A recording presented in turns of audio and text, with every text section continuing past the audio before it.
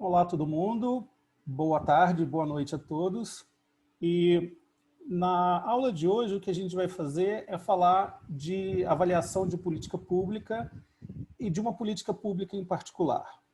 Essa é a política de proteção do mogno que o Brasil adotou no final da década de 90 e a partir a partir de 2001, uma política mais radical. Então, a gente vai olhar quais foram os resultados dessa política, né, o que os dados mostram para a gente, e quais que foram as consequências não esperadas dessa política pública.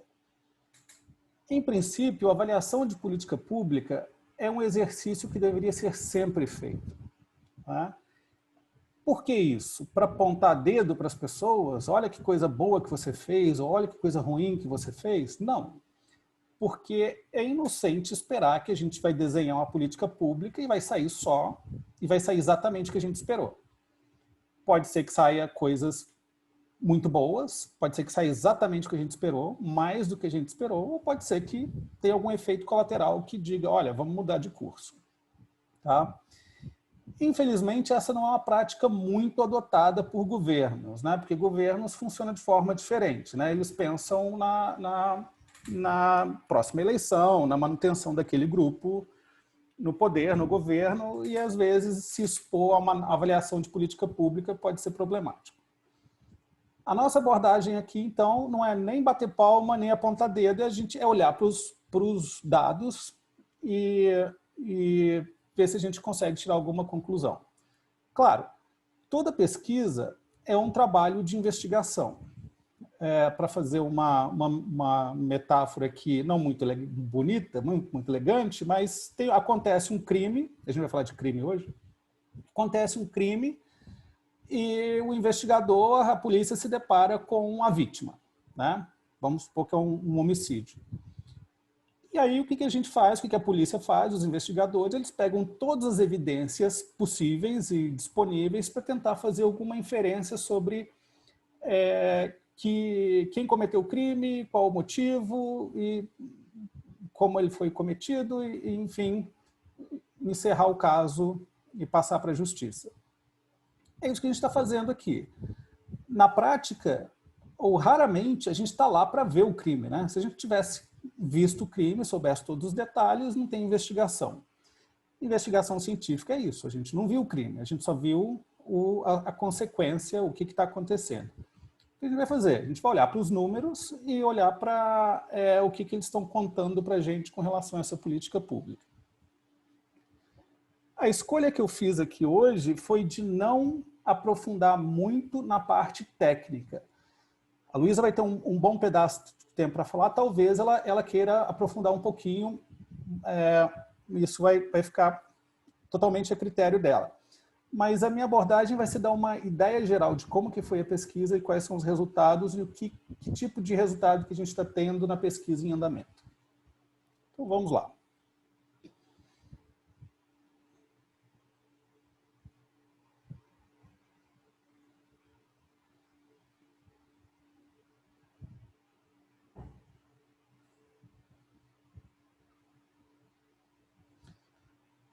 A política pública que eu vou falar aqui em particular é a política de proibição do mercado de mogno.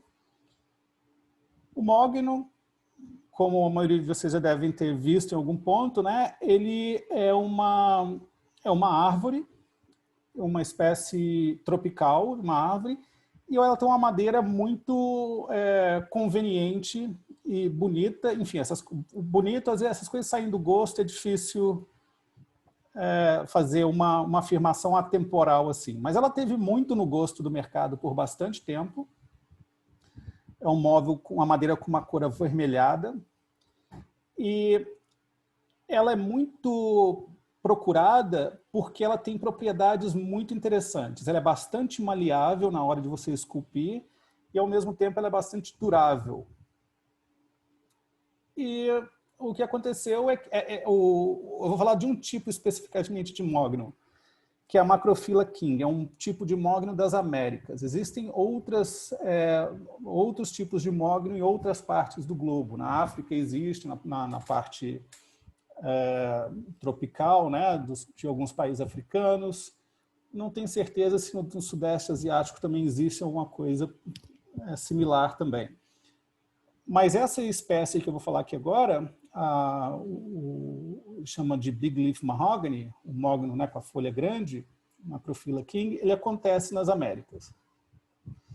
Ele vinha desde o México até a América do Sul, até o Brasil, a floresta amazônica.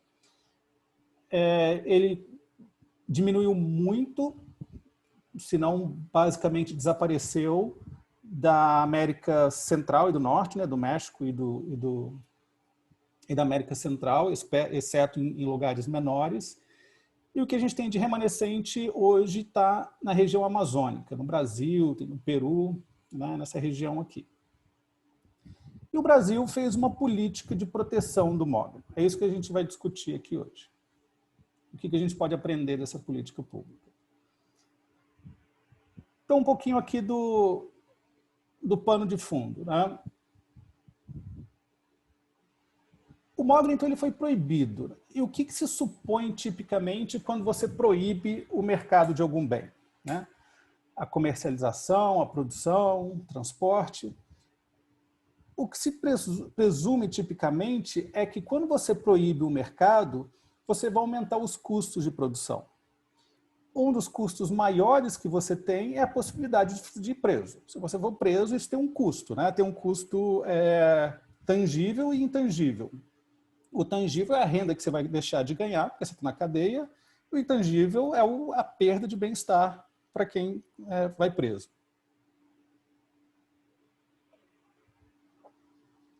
Então, quando você proíbe o mercado e você aumenta o custo de produção, a expectativa é que a oferta vai diminuir.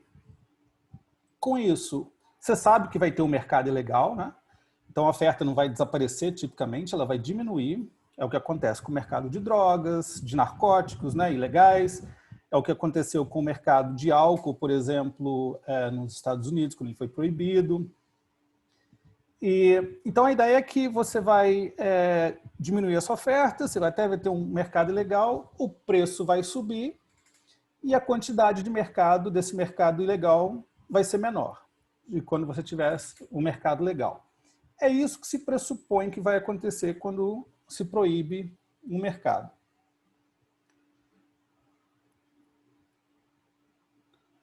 Então esse gráfico aqui ilustra. Esse gráfico vem de um artigo do Gary Becker, Kevin Murphy e esse é o Gene Grossman, não sei. No Journal of Political Economy. E a ideia é exatamente essa. Você tem uma demanda por um bem, né, que é a quantidade, o preço lá. E suponha, por exemplo, que a gente tem um custo marginal constante, né, e no mercado competitivo, a quantidade competitiva seria essa daqui, né, onde custo marginal, oferta encontra demanda. Quando você proíbe o mercado, a expectativa é que você vai subir o custo de produção, a quantidade de equilíbrio vai cair e o preço de equilíbrio vai aumentar. Tá bom, esse é o pano de fundo. O que aconteceu no caso do mogno brasileiro em particular? Como eu falei, era uma espécie que tem um valor de mercado muito alto. No começo, em meados e final dos anos 90, na verdade, uma mesa de mogno vendia por 10, 20 mil dólares em Nova York, em Londres, então ela tinha um mercado internacional forte. E existia a pergunta sobre se a madeira estava sendo extraída de uma forma muito acelerada e estava caminhando para uma eventual extinção, né? Isso motivou muitos grupos a defenderem a proibição desse mercado, ou a regulação estrita desse mercado. Mas vários cientistas contestavam essa hipótese, né, de que a gente estava caminhando para uma ameaça significativa para a espécie. Não existia eles também não diziam que não estava ameaçado, mas estava longe de estar claro que esse era o caso. Então, o Brasil, por exemplo, que era o maior exportador de mogno no final dos anos 90, foi bastante contra a ideia de se proibir o mercado do mogno em mercados internacionais, ou até de restringir severamente, e um dos argumentos que o Brasil usava era esse: não tem nenhuma evidência que a espécie está perto de desaparecer.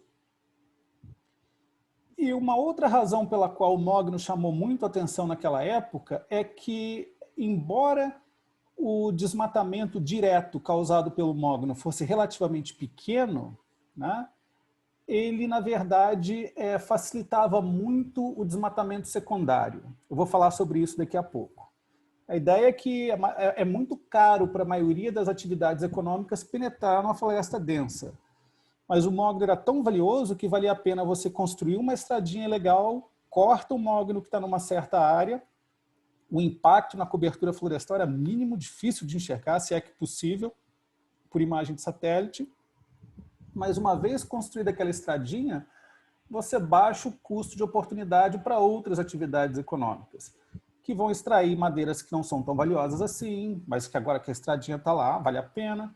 Depois vem agricultura de pequena escala, depois vem o gado em maior escala, as queimadas e assim sucessivamente. Então a ideia é que o mogno ele não causava um desmatamento muito grande, a extração dele, né? Mas ele abria as portas para um desmatamento maior.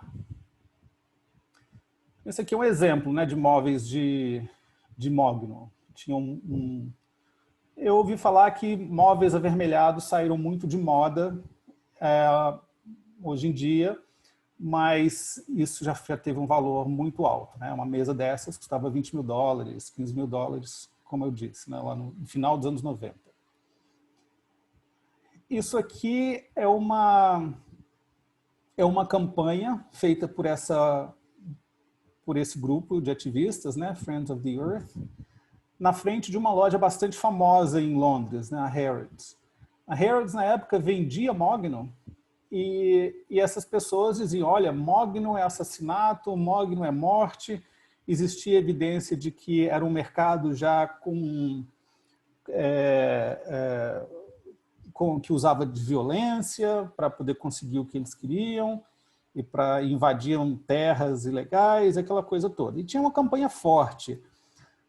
Alguns desses ativistas, inclusive, eles entraram na Harrods e roubaram peças de mogno numa ação coordenada como parte do protesto, né?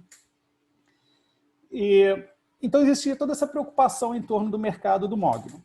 E aí como é que o Brasil lidou com isso? No início dos anos 90, respondendo a todas essas pressões e essa desconfiança de que talvez a extração estivesse acontecendo de uma maneira muito acelerada e que não seria sustentável para a espécie, o Brasil resolveu passar uma cota de exportação. Tá?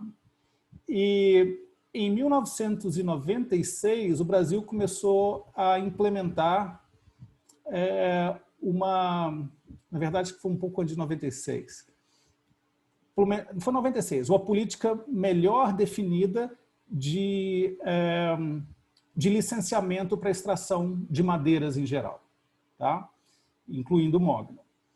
Então, o Brasil primeiro limitou a cota de exportação, a maioria do mogno era vendido para o exterior.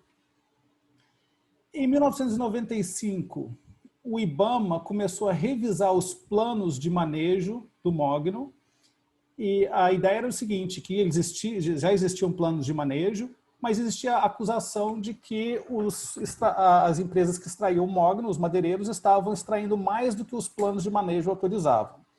Eles faziam uma contabilidade criativa ali, com o número de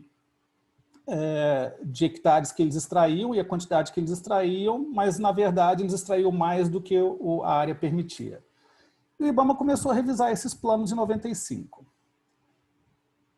Em 96, o IBAMA achou evidência de que, de fato, eles estavam extraindo mais do que os planos de manejo permitiam, e o IBAMA implementou uma moratória de 2 anos em novos planos de manejo de mogno. Ou seja, ninguém mais ganhou uma licença para poder extrair mogno.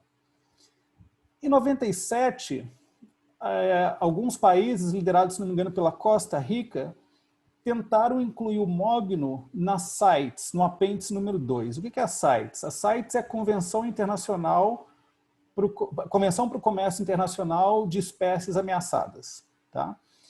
E a CITES ela tem 3 apêndices. O apêndice 1 é o mais brando. Tá? Espero que não esteja invertendo a... exatamente. Não, é o oposto.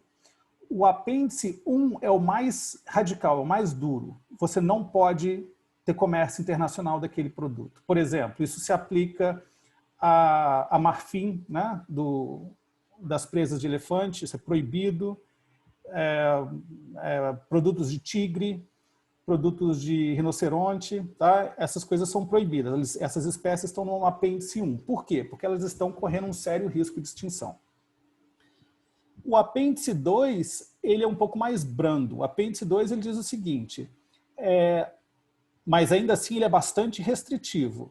Ele diz o seguinte, quando uma espécie não está numa situação tão crítica como o elefante, mas está caminhando naquela direção, o que vai se fazer é o seguinte, o país exportador tem que verificar que aquele produto sendo exportado atende às normas de manejo sustentável, e o país importador também tem que fazer essa checagem. Então, isso coloca um custo bem maior no comércio internacional desses produtos, porque tanto o importador quanto o exportador tem que verificar que aquilo de fato, que aquele produto de fato está sendo extraído de forma sustentável. Então, em 97, alguns países propuseram que o mogno entrasse nessa lista, nas Nações Unidas. A CITES é uma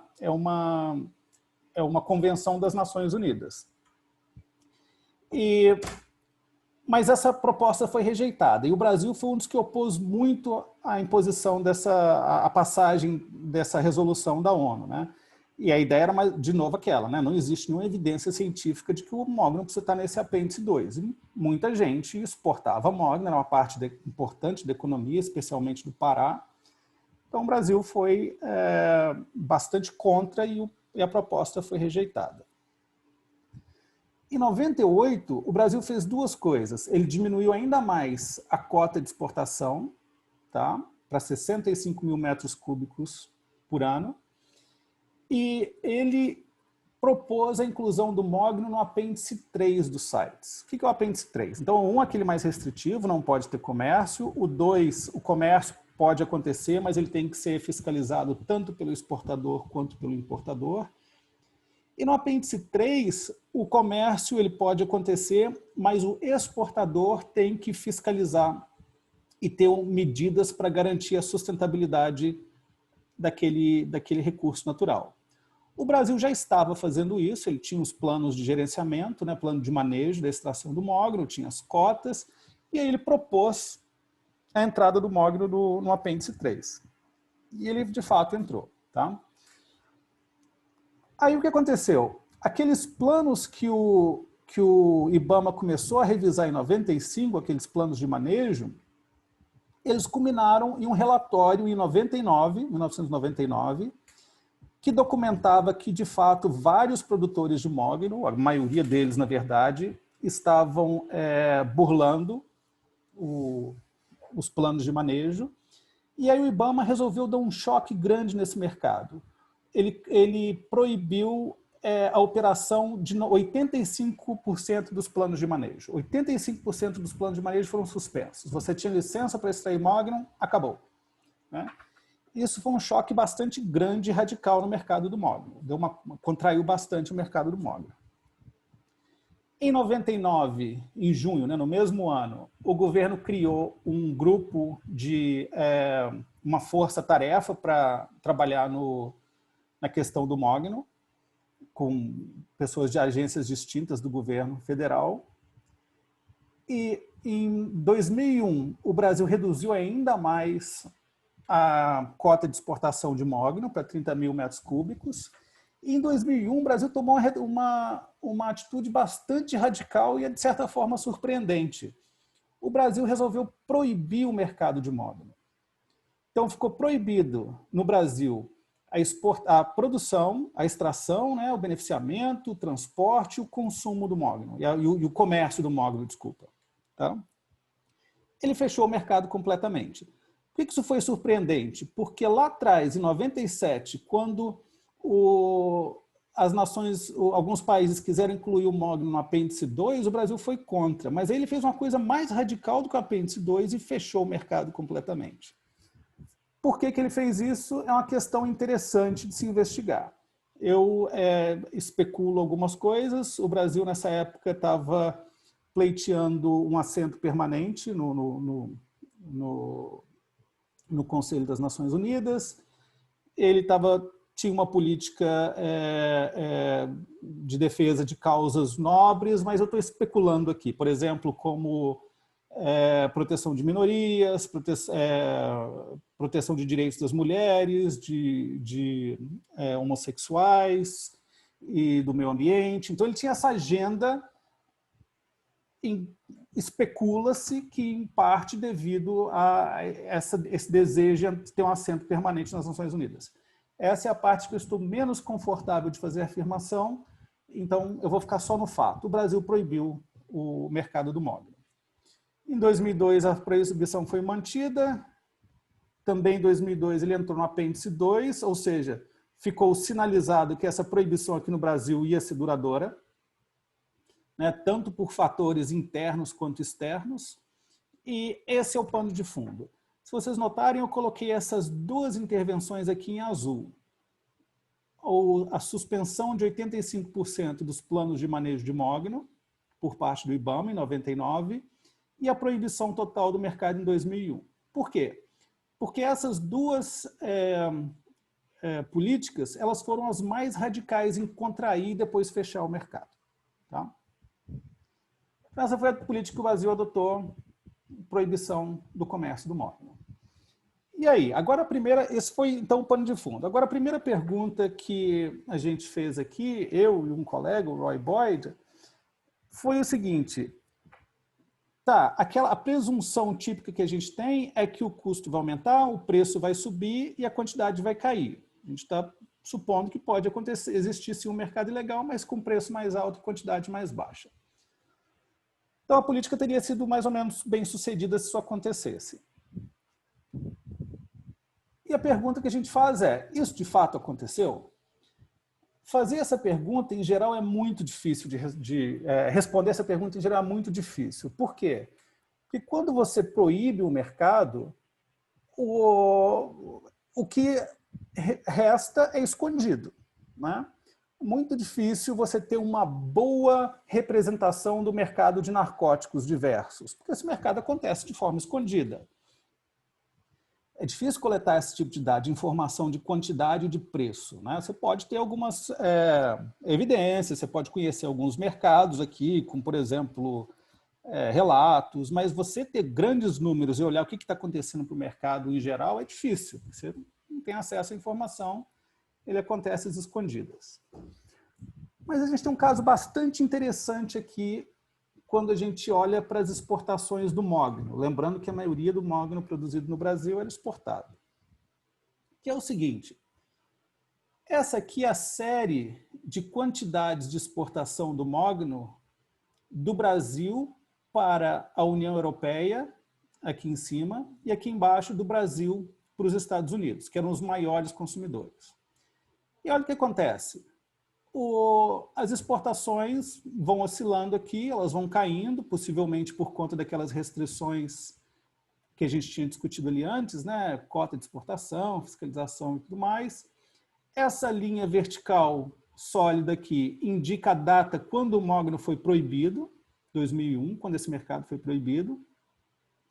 Ainda aconteceram algumas exportações oficiais, porque às vezes era mogno apreendido que o governo brasileiro exportou e doou a receita, ou então era pessoas que entraram na justiça e tinham um mogno parado, ganharam e conseguiram exportar, mas eventualmente, no fim das contas, o que aconteceu foi que a exportação zerou para a Europa. O caso americano conta uma história parecida, né? Exportação acontecendo, proibição, alguma coisa acontece depois por essas razões, e depois o mercado, no final, zera. Então, se a gente olhar para esse gráfico aqui, parece que a política foi bem sucedida, né? A expectativa é que a quantidade cairia e ela caiu, foi para zero aqui, nos dados oficiais. Mas acontece que uma coisa muito peculiar acontece nesse mercado de exportação de madeiras, que é o seguinte: quando você exporta uma madeira, você tem que, ou qualquer produto, na verdade, você tem que preencher uma declaração do que você está exportando. No caso brasileiro, existem algumas categorias de comércio internacional com um código específico da NCM, né, da nomenclatura comum do Mercosul. E esses códigos são específicos para quê? Para mogno, no caso da Amazônia, tá? De madeira da Amazônia. Tem um código específico para mogno, um código específico para virola balsa, um para IP, outro para cedro. Tem, eu estou esquecendo alguma coisa aqui. Em outras partes do Brasil tem outros códigos, né, tipo para coníferas do sul e tudo mais. Enfim, tem alguns códigos específicos e tem uma categoria geral, que são outras espécies tropicais. O que são outras espécies tropicais? Em geral, são outros tipos de madeira que são exportados em menor volume. Tipicamente, são madeiras de mais baixo valor ou coisas muito específicas. Então, você coloca naquela coisa, naquela categoria residual, né? Tudo mais. Você coloca, tem categorias específicas para cada coisa, importante, né? Mais relevante, e uma outra categoria grande lá para tudo mais. Então, esses dados aqui, que são dados oficiais do governo brasileiro, eles indicam uma quantidade de exportação de mogno, tá? Ao longo do tempo. Um parêntese aqui. Quando a gente fez essa pesquisa, esses dados estavam disponíveis desde 1988, se não me engano. Hoje, se vocês entrarem na Alice Web, esses dados lá para trás eles não existem mais. O que é muito curioso. Pelo seguinte, se não me engano, foi em 96, 97, o Brasil mudou o código das exportações. Ele tinha um código e ele harmonizou com um código internacional. E aí tinha uma tabela de conversão. O que era mogno aqui, por exemplo, e o que era mogno depois. Então tinha essa tabela de conversão e tinha um ano de, se não me engano, 97, que o Brasil fez a coleta dos dados em ambos os códigos. Então dava para você checar e compatibilizar as duas séries e fazer uma série longa. Por algum motivo, isso sumiu, tá? Então você não consegue recuperar esses dados lá para trás. Eu, graças a Deus, tenho ele no computador, mas... e nessa época eles estavam disponíveis online, eram públicos, nessa época eu publiquei esse artigo. Então tá bom. Se você olhar para a série de mogno, parece que funcionou a proibição. Mas quando a gente olha para essa série de exportação de outras espécies tropicais, a história é meio engraçada, né? Olha o que acontece. Exportação de outras espécies tropicais desde 89 para a Europa, União Europeia. Era virtualmente zero por décadas, né? E aí, em 1999, ela pula 3.600% em um único mês e fica num nível relativamente alto. Mesma coisa aqui para o caso das exportações para os Estados Unidos. O que são essas linhas verticais escuras aqui, essas mais sólidas, tá? As linhas verticais sólidas, elas são estimativas de quebras estruturais na série temporal. Você olha para a série temporal e vê se ela sofreu algum choque. Tá? Nesse caso aqui, o choque é na média, tá vendo? A média era cá em cima, de repente, claramente, tem alguma coisa acontecendo. Eu tinha um colega, na época que eu publiquei isso aqui, e tem uma maquinaria, né, econométrica para estimar essas barras verticais aqui, e elas são endógenas, né? Os dados que vão dizer de onde que vem essas quebras estruturais. E esse meu colega, já aposentado na época, ele disse o seguinte, na minha época esse gráfico já contava história. Mas o gráfico conta a história. Então a gente tem duas quebras estruturais, uma aqui em 99, logo depois do Brasil suspender 85% das licenças de extração de mogno, né, o primeiro choque no mercado, e depois aqui mais para frente, em 2003, por aí, que é mais ou menos quando o Mogno entra no site 3, no site 2, desculpa, e o Brasil sinaliza internamente, externamente, os produtores têm um sinal de que essa proibição veio para ficar. Então, qual que é a graça desses testes aqui, né? São os testes de Bayes e Perron de estimativa de quebra estrutural. Você deixa o dado contar uma história e depois você vê se isso aqui casa com algum fato externo. E essa quebra estrutural aqui casa muito bem com a intervenção no mercado do Mogno. Não só isso, esse volume de exportação de outras espécies tropicais, ele está num nível muito parecido com o volume de exportações do Mogno. Tá? Então, qual que é a especulação aqui? É que isso aqui, na verdade, é Mogno disfarçado de outras espécies tropicais. E, na verdade, existia evidência anedótica. Você investigar nos jornais da época, eles vão falar de apreensão no Canadá, apreensão na Espanha, e evidência aqui no Brasil de que o Mogno era extraído de forma ilegal. Tá? Nesse paper a gente pergunta, tá, mas espera aí, de repente isso aqui não é Mogno que é disfarçado. De repente, como você não pode mais extrair Mogno, você vai extrair outras espécies. A gente considerou essa hipótese e não achou evidência convincente de que esse era o caso. Tá? Então, com base nisso, a gente consegue ver o que está acontecendo no mercado ilegal depois que ele se tornou ilegal. Né? Aquela dificuldade que a gente tem de conseguir informação de narcótico não existe aqui, porque o Mogno está sendo exportado de forma ilegal, mas por canais legais. Então, se isso for verdade, a gente pode fazer o quê? A gente pode construir uma série temporal longa antes da proibição com dados de Mogno e depois da proibição com os dados de outras espécies tropicais. Quando a gente faz isso, a gente pode ver o que aconteceu com os preços e com as quantidades.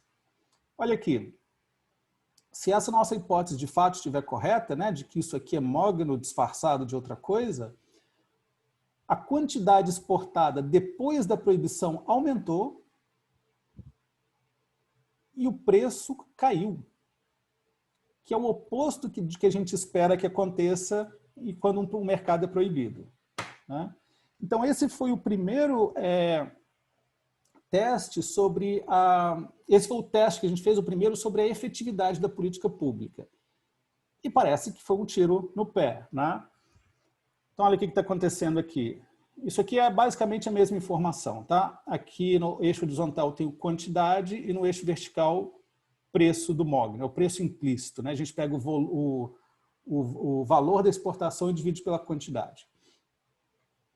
Antes da proibição do Mogno, a maioria dos preços de exportação e quantidades para a União Europeia eram esses aqui. Tá?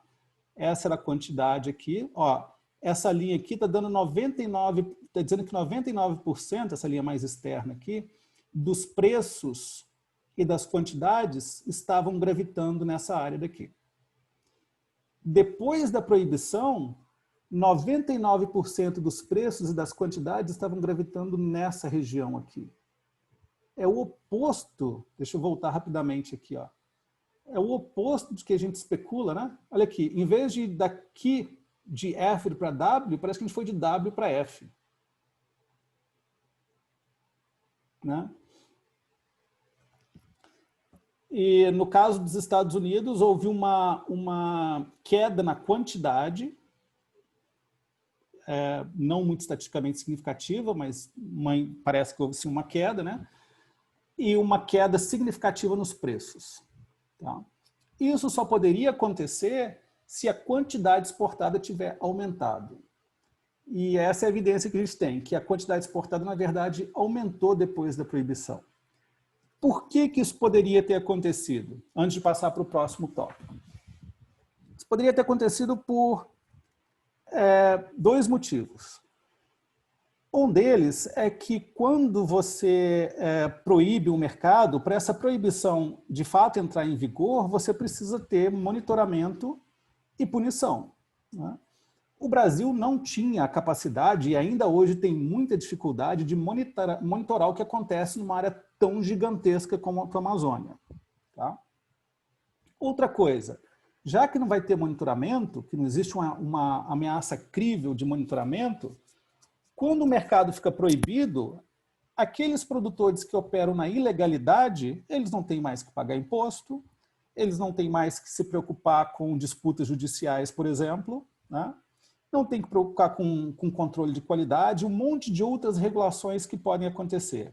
Esse argumento surgiu primeiro com o Jeffrey Miron, quando falando do mercado de narcóticos. Então, sim, por um lado, você tem a probabilidade de ser preso. Só que nesse caso brasileiro era muito baixa, que o monitoramento era muito deficiente. E a punição nem se fala, né? O Brasil é isso, né? Cobra um monte de multa ambiental, mas só 2% são pagas. E você tem uma vantagem competitiva porque vários custos vão cair. Uma outra razão bem mais fundamental ainda, porque isso pode ter acontecido, é o seguinte: a gente está sempre falando aqui das vantagens de comando e controle, de mecanismos econômicos versus comando e controle. Só que em alguns casos, comando e controle funciona melhor. Quando isso acontece? Quando você tem uma dificuldade de monitoramento. Quando o monitoramento é muito custoso, por exemplo, a gente poderia ter títulos negociáveis ou impostos sobre quem fuma cigarro no restaurante, tá? Ou em lugar público. Imagina o custo de monitoramento disso. Se alguém estiver fumando um cigarro num lugar desses, você não sabe se a pessoa tem um título negociável ou se ela pagou o imposto. Então esse monitoramento fica difícil. E uma poluição muito pulverizada. Nesse caso, fica muito mais efetivo você usar comando e controle. Não pode fumar. Aí o monitoramento privado fica muito fácil, né? Se eu estou num restaurante e alguém acende um cigarro, eu posso dizer, isso é ilegal. Eu posso chamar o gerente, posso chamar até a polícia na última instância. Então o monitoramento fica mais barato. O que acontece? No caso do mogno, ele era dominado por dois grandes produtores, que o Greenpeace chamava os reis do mogno. E com várias unidades operando, tá? Mas todas elas, a maioria delas de propriedade dessas pessoas, por mais que tentassem, a intenção fosse disfarçar, talvez nem fosse essa, eles eram concentrados entre esses dois produtores. E o que acontece? Você tem dois grandes produtores que têm a maioria das licenças e eles têm um incentivo, então, de monitorar quem está extraindo o mogno de forma ilegal. Existe toda a evidência de que eles também estavam extraindo de forma ilegal, por isso que o mercado fechou. Mas eles monitoravam, eles extraíam mais, mas eles paravam num certo limite que fazia sentido para eles do ponto de vista de mercado, né? Isso que o monopolista faz, ele diminui a produção para poder influenciar preço, no caso aqui um duopólio, e eles monitoravam quem estava na margem, quem poderia, eles têm conhecimento da área, têm os recursos, eles poderiam monitorar privadamente quem estivesse extraindo o mogno. Quando fica ilegal, aí não faz mais sentido monitorar. Né? Todo mundo é ilegal. Você vai monitorar e vai denunciar para alguém? Para quê? Né? Você vai estar dizendo, você também está nesse mercado. Então essas são razões possíveis pela quais isso aconteceu. Eu estou olhando meu tempo aqui, eu vou passar um pouco rápido agora nas duas próximas, porque aí eu passo a bola para a Luísa. A próxima coisa outro artigo que a gente trabalhou, eu e o Rodrigo Soares, Rodrigo Soares é um colega e um grande amigo, a gente foi colega de graduação e ele é um dos melhores economistas da minha geração, sem dúvida. E essa semana ainda foi agraciado ele se tornou membro da Econometric Society, que é uma honra das mais altas que existe em economia. Fiquei muito feliz por ele. O que a gente fez? Nós fizemos o seguinte, esse mercado foi completamente fechado, eu não vou entrar muito em detalhes aqui não, pelo tempo, tá? Existe uma hipótese ainda pouco testada, com números, né? Com evidência direta, de que mercados ilegais eles estão associados à violência. É o caso do narcótico, por exemplo.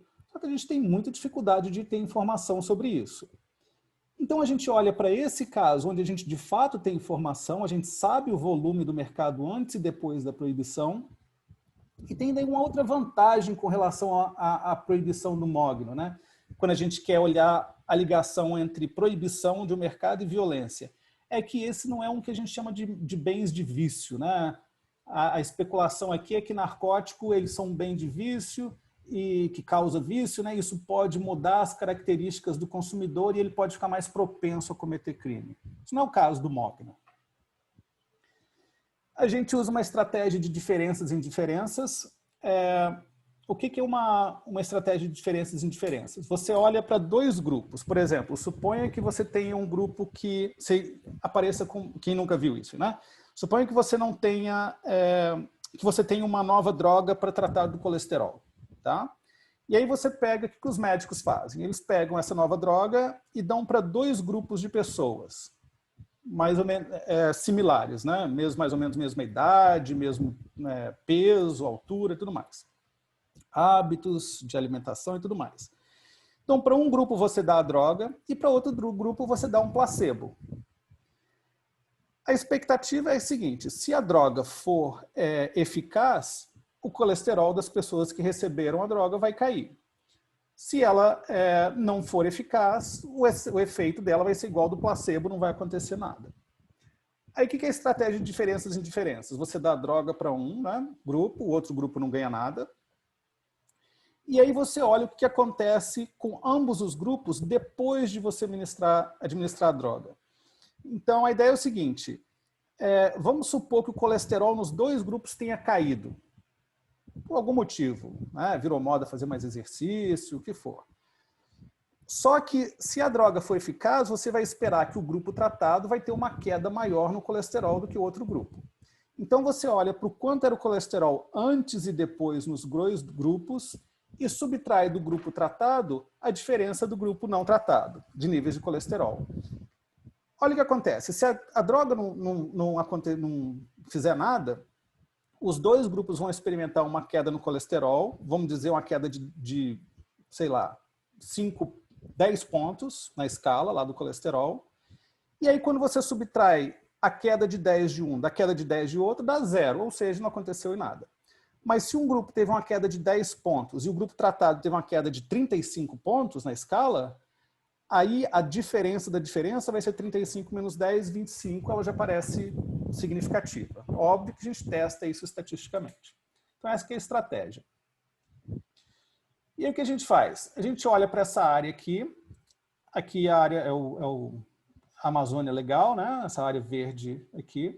Essa mancha amarela é a mancha onde o mogno acontece naturalmente.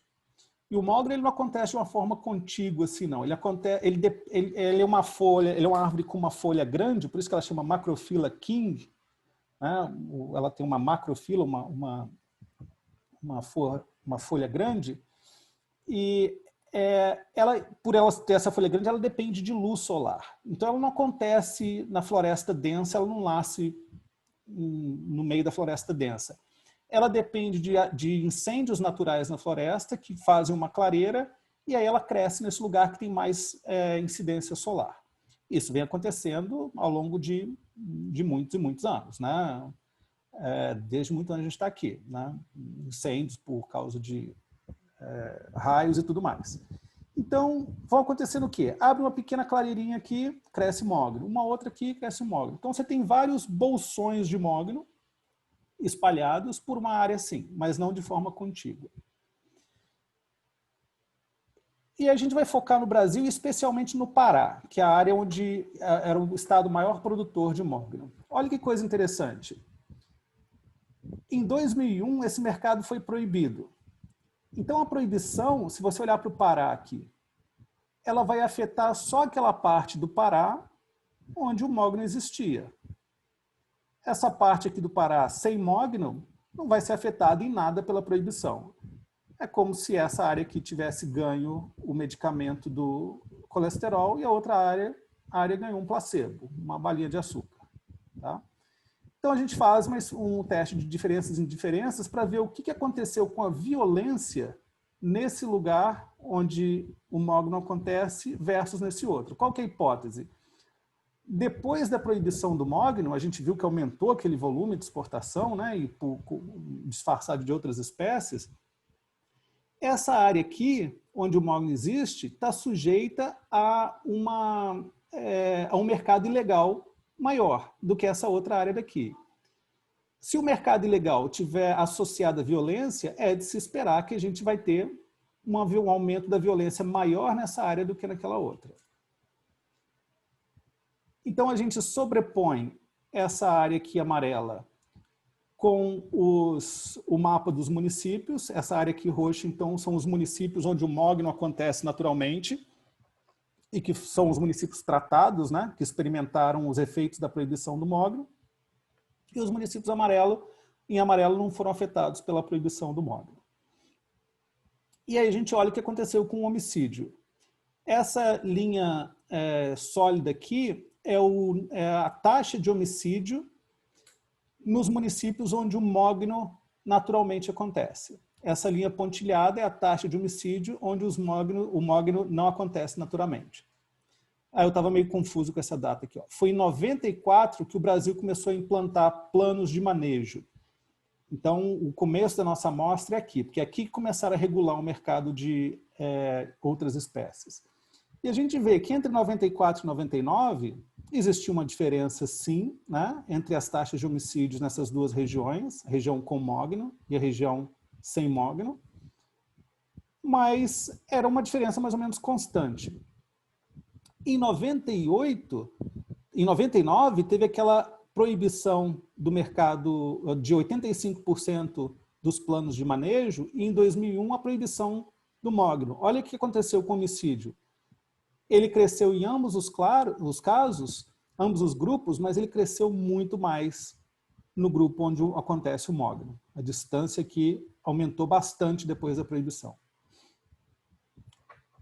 A gente fez vários testes estatísticos, eu não vou falar sobre isso, porque já estou quase parando. E quem é que estava sendo assassinado na área aqui do mogno? Em geral, eram homens entre 15 e 39 anos, que é onde acontece o maior envolvimento. Os candidatos típicos a se envolverem com crime são homens nessa faixa etária, né, dos 15 aos 40. A maioria deles era solteiro, eram assassinatos acontecidos fora de casa, então não é violência doméstica, e por arma de fogo. Tá? Então, essas são as pessoas que estavam morrendo. Elas encaixam bastante com o perfil de quem foi assassinado por conta de algum crime, né, associado com mercado, com ilegalidade. E o resultado que a gente estima é que são acima de 5 mil homicídios entre 99 e 2013 que a gente pode atribuir ao mercado ilegal do mogno. E as vítimas típicas são aquelas que a gente falou. Aquele protesto de novo, né? Mogno is murder. Parece que é verdade, e ele piorou quando a gente proibiu o mercado. Ou seja, uma proibição de mercado não necessariamente vai ser uma boa coisa. E a gente tem que olhar caso a caso e fazer análise de política pública, avaliação de política pública. Nesse caso, possivelmente porque o monitoramento desse mercado de mogno era melhor quando o mercado era legal do que quando ele era ilegal, porque o governo não tinha capacidade de monitorar aquele mercado ilegal. Mas os agentes privados, sim. Tá? Isso aqui é uma foto bastante triste, porque esses aqui são os 5 membros remanescentes da tribo Akantsu. Só sobraram 5 pessoas. Né? Isso vem de um relatório da Interpol. E a maioria é assassinado por motivos diversos, né? Não só por conta não dá para dizer que é por conta do mogno, mas por violência contra a tribo. E um bocado dessa violência que aconteceu no caso específico do mogno foi contra povos indígenas. Esse, então, é um custo associado a uma política pública. A gente tem que olhar com distância e olhar os benefícios e custos da política pública. Um custo dificílimo de se quantificar, mas ninguém questiona que é altíssimo. É a extinção virtual de um povo. Né? Bom, isso aqui é um trabalho em progresso, eu vou falar sobre ele muito rápido, porque ele abre as portas para o que a a, a Luísa vai falar agora. Eu nem vou entrar nele, eu vou olhar para esse outro gráfico aqui, que é o seguinte. Olha o que aconteceu. Depois da proibição, a extração de mogno aumentou, né? Se essas outras espécies tropicais a gente pode, de fato, chamar de mogno, como a gente suspeita que é o caso. E a hipótese que existe, que era aquela, né, que eu falei no começo, que a maioria das atividades econômicas evita entrar na floresta densa, é muito custoso para elas, mas vale a pena para algumas atividades que extraem madeira de alto valor, como o mogno.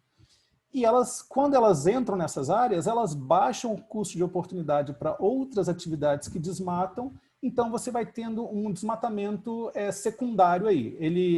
O mogno é um líder, causa um impacto pequenininho, né, na floresta, você extrair o mogno, mas ele abre o caminho para outras espécies, para outras atividades desmatar em escala muito maior. Então o que acontece? Se o desmatamento, se a extração do mogno aumentou, a gente espera que o desmatamento tenha aumentado também. E a gente tem evidência de que isso aconteceu. Então, o desmatamento aumentou aqui a partir de 2001. E em 2009, o desmatamento, a partir de 2004, mas especialmente em 2009, o desmatamento caiu para todo mundo, em consequência do PPCDAM, uma política pública. Agora eu vou passar a bola para a Luísa, e a Luísa vai... Esse dado aqui é importante, tá? Aumentou o desmatamento depois da proibição e ele caiu significativamente para todo mundo, dentro e fora da área do mogno, a partir de 2009. Eu vou parar por aqui. E... Luísa, com você agora. Eu queria começar só agradecendo pelo convite de novo. Fiquei muito feliz, animada. É sempre bom falar sobre esse tema e já faz um tempinho a última vez que eu fiz essa apresentação, né? Então, deixa eu compartilhar aqui minha tela. Tá funcionando? Acho que tá... pronto, funcionou. Pronto. Então, vou fazer essa apresentação, né, do trabalho que começou como a minha tese de monografia e depois continuei para esse working paper junto com o professor Ariastre. Basicamente, qual que é a ideia, né? Onde que surge esse trabalho? Tem vários estudos que vão falar um pouquinho sobre como mudanças do uso do solo da terra, que são induzidas por seres humanos, e aí dentro desse conjunto você tem o desmatamento, como eles acabam gerando declínios, né, em biodiversidade e a perda de habitat, de uma forma geral. Em particular, também tem muita evidência na literatura que o desmatamento ele gera um aumento na transmissão de doenças infecciosas, né, em seres humanos.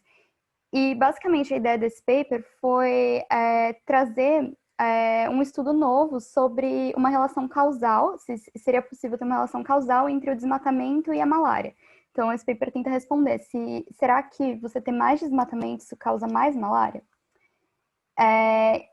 Como que a gente faz isso, né? Justamente investigando as consequências de políticas públicas no mercado de mogno. Então, está muito alinhado com os outros papers que o Ariastre apresentou. Falando um pouquinho sobre a malária, só fazendo um pano de fundo, a malária é uma doença que é transmitida por mosquitos e, apesar dela ser tratável, ela continua tendo um impacto muito importante para a saúde pública para o mundo inteiro. Ela traz várias consequências para a formação de capital humano, para desenvolvimento econômico, também tem paper que sugere que está relacionada com desigualdade de renda, né? E até tem uns números assim um pouquinho fortes, né, que vem desse paper do Gallup Sachs, que eles falam que você reduzir 10% da malária em um país pode estar associado com até 0,3% mais de crescimento nesse país. E aí eles consideram para isso uma amostra com vários países africanos. E aí, no Brasil, especificamente, a malária ela é considerada um problema de saúde público muito grande.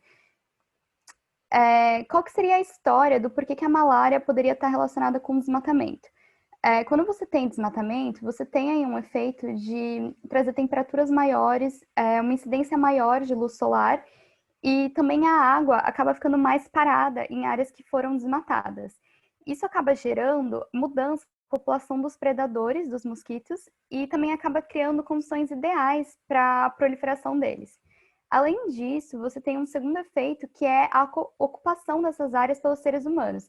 E isso acaba gerando interações maiores entre os mosquitos e humanos, onde não tinha antes. E aí tudo isso acaba gerando um habitat ideal, as condições ideais para a proliferação da malária e também para o aumento da incidência da malária na população humana.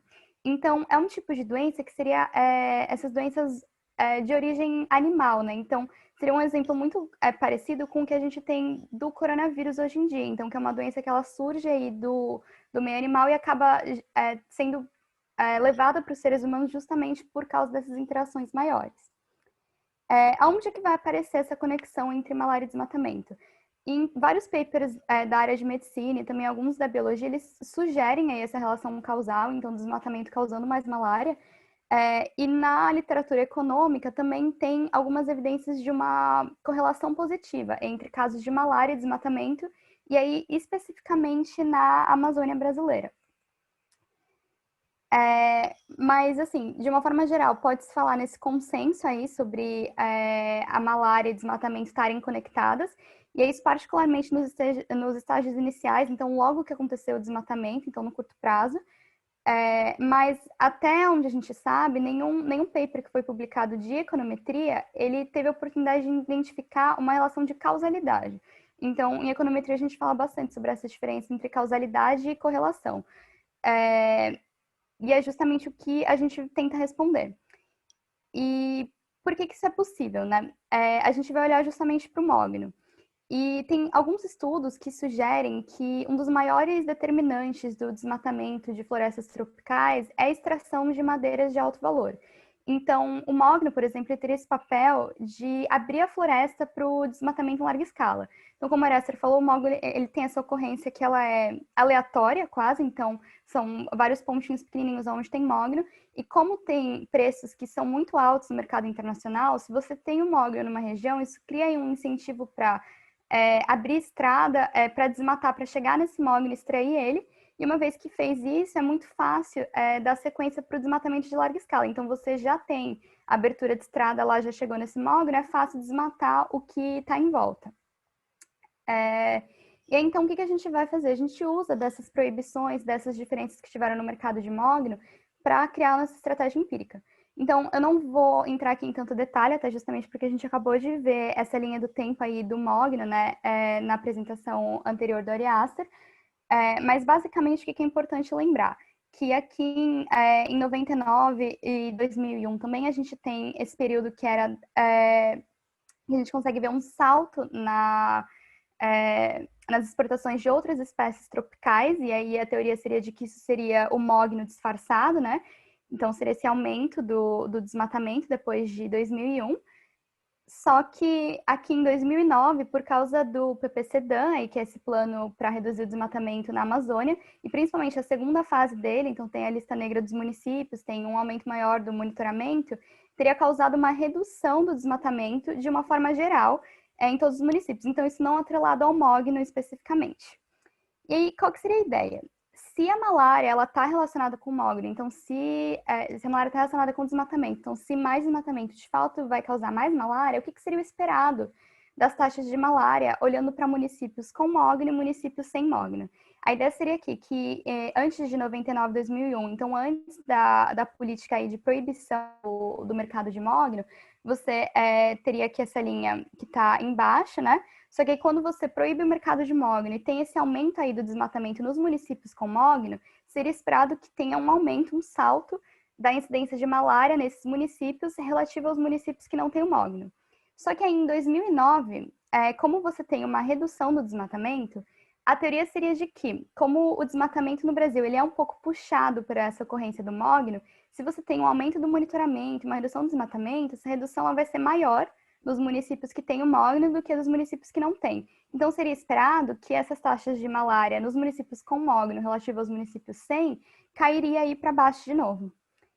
E aí isso cria as condições para a gente estudar um modelo de diferenças e indiferenças. Então, a ideia seria aí a gente estimar a taxa de malária em relação a uma constante, mais o termo aí de tratamento, né, que seria uma DAMI para depois de 2009 e mogno, mas tem uma matriz de controles, o efeito fixo de município, o efeito fixo de ano e mais um termo aleatório.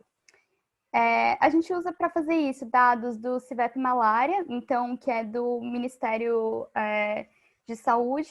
E essa Dummy de Mogno, né, vem desse paper de 2017 do Ariaster e do Rodrigo Soares, que basicamente vem da justaposição de mapas, né, para tirar a conclusão de onde são os municípios com Mogno. E aí também, de novo, esse mapa é muito parecido com o que o Ariaster já passou, né?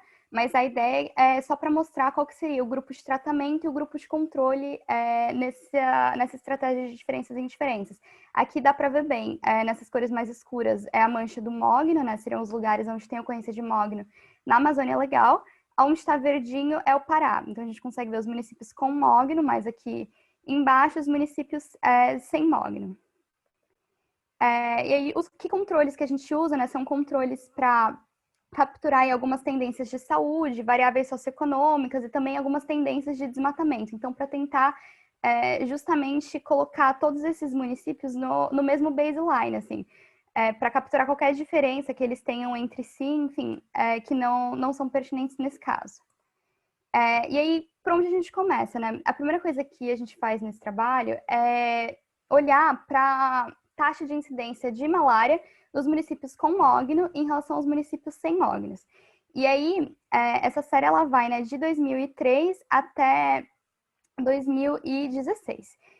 O ideal, claro, seria ter uma série que fosse mais antiga, então, para justamente poder estimar o efeito da primeira política do Mogno, então, para estimar o efeito de 2001, 1999.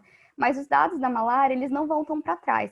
Então, por causa dessa restrição de só ter o período a partir de 2003, a gente só consegue olhar para a redução do desmatamento de 2009. E aí, o que essa série está mostrando para a gente, né? Se a gente olhar aqui no período de 2003, 2009, que seria esse período de intenso desmatamento, justamente levado aí pelo Mogno, então com um desmatamento maior nos municípios com Mogno em relação aos municípios sem, a gente vê que tem uma grande diferença entre os dois na taxa de malária. Só que aí, se a gente olha para depois de 2009, então a gente começa a ver que tem o que a gente viu no gráfico anterior, né, que teve uma queda do desmatamento para esses dois tipos de município. Mas a queda para os municípios com Mogno, ela é mais acentuada. E aqui a gente consegue ver que começa a reduzir a distância na incidência de malária, comparando os dois tipos de município. Então isso aí já é altamente sugestivo de que o Mogno e a malária podem estar, que desmatamento e a malária podem estar aí relacionados.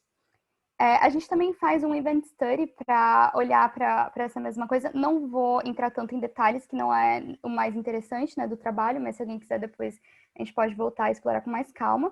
Mas basicamente aí na estimação estatística mesmo, né, na econometria, a gente faz vários estudos diferentes e cada um deles variando no tipo de controles que são colocados. Então, incluindo controle para variáveis características da população, para controlar para atividades agrícolas nos municípios ou não, densidade de bovinos, enfim, são vários controles diferentes, mas a gente vê que o resultado ele é bem robusto, então que ele se mantém.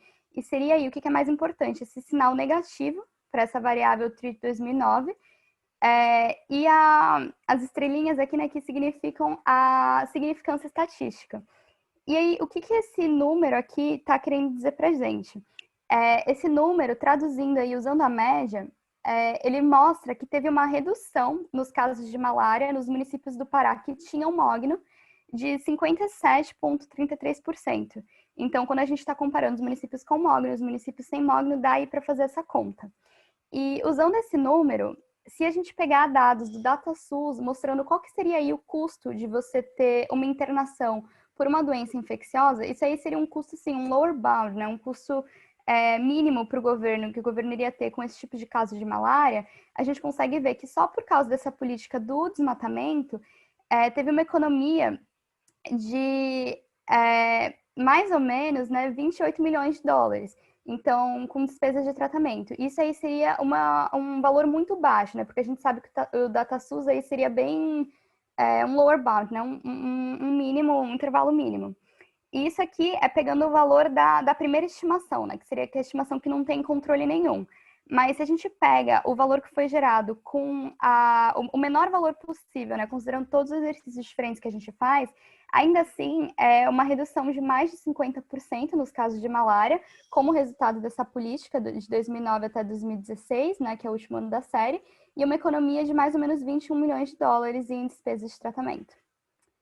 A gente faz vários exercícios de robustez, então a gente inclui um placebo, né, na variável, a gente limita a amostra para um período que fica mais perto da intervenção, a gente faz aí umas coisas diferentes nos erros padrões, e a gente também considera uma intervenção, a gente considera um caso diferente, ao invés de ser a malária, a gente pega a morte por neoplasma, que neoplasma seria basicamente câncer, né? E aí a ideia é que câncer não deveria estar relacionado com desmatamento. Então, como uma forma aí também de fazer um outro teste de placebo, de colocar essa variável aí e ver se surge efeito, a gente vê que não surge.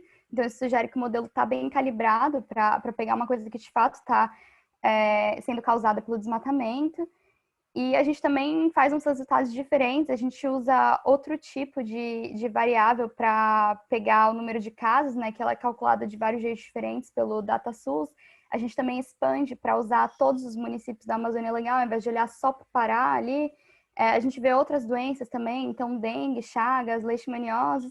E a gente também usa mortalidade infantil ao invés de incidência de malária, só porque as duas coisas na literatura, né, aparecem sempre muito juntas. Então, maior incidência de malária deveria representar aí também maior mortalidade infantil. Não vou entrar também nesses detalhes que não é a parte mais relevante do trabalho, né? Mas se alguém tiver curiosidade, os dados também estão aí. E aí, basicamente, quais são as conclusões, né? O que dá para tirar desse trabalho? A gente consegue ver evidência de uma queda na malária nos municípios do Pará que tem mogno, que está justamente seguindo aí a introdução dessa fase mais severa de controle do desmatamento que vem do PPCDAM. E isso é uma evidência única, né? Porque a gente está usando esse quase experimento que é gerado pelas mudanças de pólice, pelas mudanças de legislação em 2009. E essa queda da malária que está sendo documentada, ela não está relacionada com mudança em atividade agrícola ou em criação de gado, não está relacionada com nenhuma tendência pré-existente de transmissão de doenças nos municípios ou com nenhuma característica intrínseca da população do município, porque tudo isso está sendo controlado no nosso exercício. Quais são algumas das limitações desse trabalho, né? A maior delas é não conseguir testar aí essa primeira intervenção. Então, não conseguir testar em 2001 por causa da disponibilidade dos dados e não conseguir ver se de fato teve um salto da malária, né, nos municípios com mogno como resultado dessa intervenção. A gente também não inclui no nosso modelo nenhum controle específico para clima, então para capturar efeitos de mudanças climáticas, isso não aparece, mas de certa forma isso está dentro quando a gente usa o modelo de efeitos fixos, né? Então isso já estaria mais ou menos controlado. E outra coisa também que é importante falar, tudo isso que a gente está olhando são os efeitos de curto prazo, né? No longo prazo, tem vários estudos sugerindo que no ambiente urbano é muito mais fácil de você controlar para malária, justamente por controlar aí o vetor, muito mais do que assim na franja da floresta. Então, o que a gente está vendo seria só essa malária que vem imediata, assim, do desmatamento ali na franja, no que desmatou e a população inicial chegou. Então, não está entrando tanto essa questão dos efeitos de longo prazo. Mas ainda assim, né, os resultados eles são muito sugestivos dessa relação causal entre a malária e o desmatamento. Eles mostram aí alguns custos que estão escondidos para a saúde dos seres humanos quando a gente fala de desmatamento, que é uma coisa que é um pouco nova, né? Se a gente pensa, em desmatamento, às vezes pode até vir a ideia de mudanças climáticas, coisas assim, mas não tanto essa parte dessas outras doenças que estão escondidas, né? Que são as doenças de vetores. E também, que acho que é o mais relevante para essa aula de hoje, é uma aplicação de como você pode usar uma public policy, né? Então uma intervenção aí em políticas públicas para fazer uma estimação econométrica, para conseguir tirar algum resultado disso. É isso. Não sei se ficou alguma dúvida, falei muito rápido. Obrigado, Luísa. Bom, eu sou suspeito, né? Porque eu achei muito claro, mas a gente está trabalhando nisso há um bom tempo. Então, eu vou abrir para perguntas.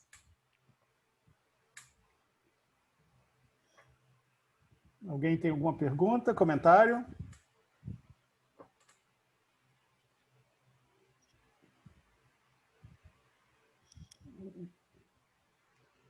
Estou ouvindo comentários aqui de excelente trabalho.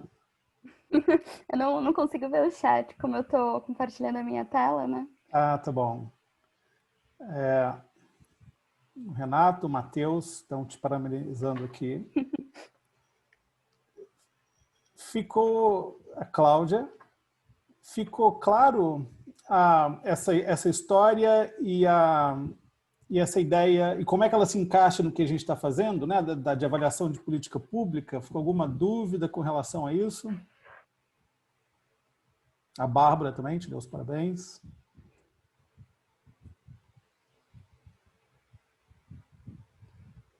Sem perguntas? Todo mundo feliz? Bom, então nesse caso, vamos encerrar por aqui.